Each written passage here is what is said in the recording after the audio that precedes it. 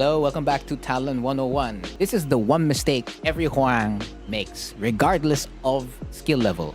Overextending. That's right, if you continue to string against your opponent, or even a singular one, you could lose. But that's not a sample of overextending. That's just, the follow-up missing as you go along. Overextending something like this. At that point, you're creating way too much space between you and your opponent with a backdash. Of course, you could say, theoretically, you could be safe there, but at the same time, that's kind of reactable. I'm gonna use that example right now. Just gonna focus on backdashing here. I mean, it is a bit short. So if we change the punish, it's like so. That's like the main thing a lot of Hwoarangs do make mistakes on. And it can happen in a lot of strings. It could be from something like this, wherein you whiff right after. And that's a punish. Of course, I was a little bit too slow there. So if we just keep it to a simple punish, you overextend. It could also happen off, besides a backdash, it could happen off a sidestep. And that hurts a lot. And this is like the last example. That is not a punish. It's a little bit too slow. But however, you can see the point, right? These are the small things. You're giving, what do you call this, punishes away for free to your opponent by simply overextending your strings. So how do you get around this problem? The main thing to do is to have what I like to call reset points. I did mention this back in the Tekken 7, how to do flamingo strings. This video is still highly relevant in Tekken 8, so I do suggest that you check it out.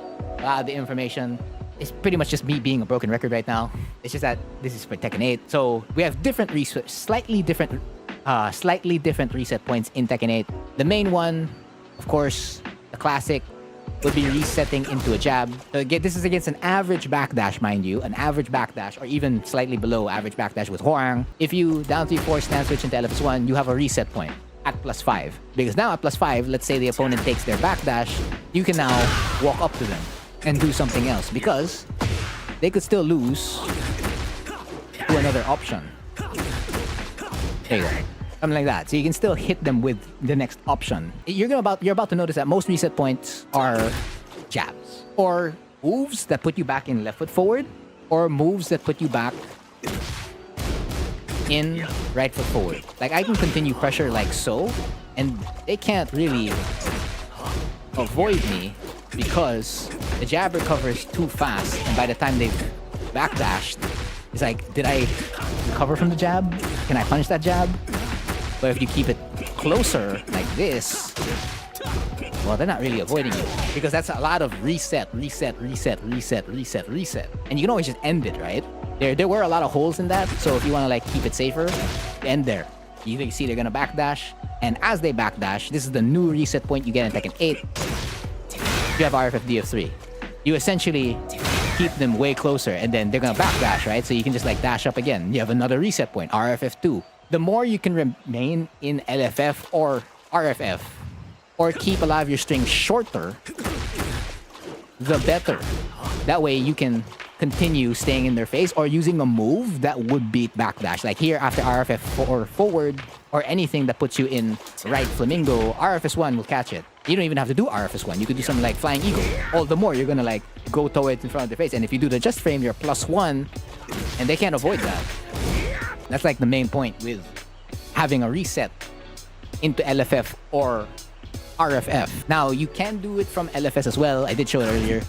If you do something like 3 forward, depending, of course, the scenario you do it. If you do it from like forward 3, you might not catch an opponent, depending on the backdash.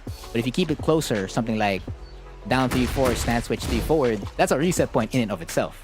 And then another reset point you get from LFS would be DF3 forward, which makes it extremely valuable to cancel like so in front of their face. RFS has something like this as well, a unique one, like RFS F4. It'll take a while until they can finally backdash RFS F4. And then it has a cancel now, so you can throw stuff like this, and you'll be fine. But of course, you can't do too many cancels, nor can you do too many reset point upon reset point to like continue pressuring them, right? You still need to take care of what their reactions would be. It's just that you have a safer way of gathering said information while remaining as safe as possible. That's like the main thing. So of course, there's this thing called underextending where you're just staying too safe. You want to find a balance between the two for your playstyle. Just make sure you fit a reset point somewhere there. That way, you can either use it to continue pressure or you can use it to remain safer. One of the two. That's a quick Talon 101. Again, I've been Frontier. See you all next time.